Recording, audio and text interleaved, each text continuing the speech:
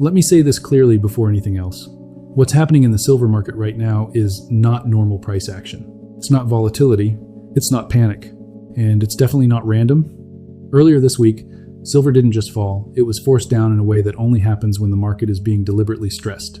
Most people saw the percentage drop. Almost nobody asked how it happened, when it happened, or why it happened at that exact moment. That's a mistake. Because markets don't repeat events, they repeat structures. And right now I'm seeing the same structural conditions quietly reforming. Not during the day, not in front of cameras, but during the hours when liquidity disappears and automation takes over. If you're holding leveraged positions overnight, if you assume the worst already happened, if you think these moves only happen once, you're relying on hope instead of understanding. Tonight matters not because I'm predicting chaos, but because the setup that enables chaos is back. Let's break it down. What actually caused the last crash? The last major silver drop wasn't emotional selling. It happened in thin market conditions, where buy orders were scarce and reaction time was slow. In those environments, prices don't fall because people decide to sell, they fall because support quietly disappears. Once that happens, a small push creates a large reaction. That's exactly what we saw. Support levels broke too easily, price skipped through zones instead of trading through them, liquidations accelerated faster than human traders could respond. Those are mechanical failures, not sentiment shifts. Why overnight sessions are so dangerous? During low liquidity hours, price is controlled less by humans and more by algorithms, risk controls, margin systems. That means stops don't protect you, they activate selling. Leverage doesn't amplify gains, it invites liquidation. Speed matters more than logic. This is why some of the most violent moves in precious metals happen when most people are asleep. Not because markets are quiet, but because they're vulnerable. What's forming again right now? As of now, several warning signals are overlapping. Price has bounced just enough to rebuild confidence. Long positions have quietly increased. Funding and positioning show imbalance while resistance zones are crowded. Downside liquidity is thin. That's not coincidence. That's the environment where sharp, fast moves are possible even without new news.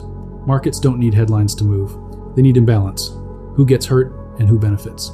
This kind of movement doesn't punish everyone equally.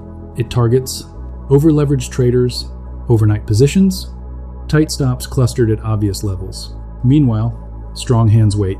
They don't chase, they don't panic, they let forced selling do the work, then step in after the damage.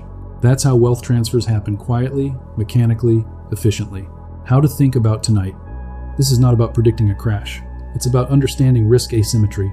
If nothing happens, you lose nothing by being cautious. If something happens, unprepared traders pay the price. Professionals don't ask, will it happen? They ask, what happens if it does? And they position accordingly. Paper versus physical perspective. If you're holding physical silver, tonight doesn't change the metal in your hands. Paper price fluctuations don't change ounces. They don't change weight. They don't change long-term scarcity.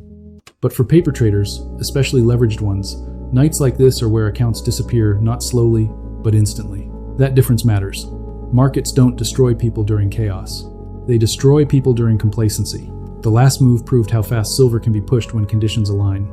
The current setup shows those conditions aren't gone, they're rebuilding. Whether tonight is quiet or violent, the lesson is the same. Don't let leverage decide your future while you sleep. Don't confuse overnight prices with real value. Don't assume it already happened means it won't happen again. Prepared traders survive volatility. Unprepared traders become liquidity. If this breakdown helped you see what's happening beneath the surface, hit the like button so others find it. Subscribe if you want analysis focused on structure, not hype. And comment below, are you reducing risk overnight or riding it through? Stay alert, stay liquid, and don't let the market make decisions for you when you're not watching.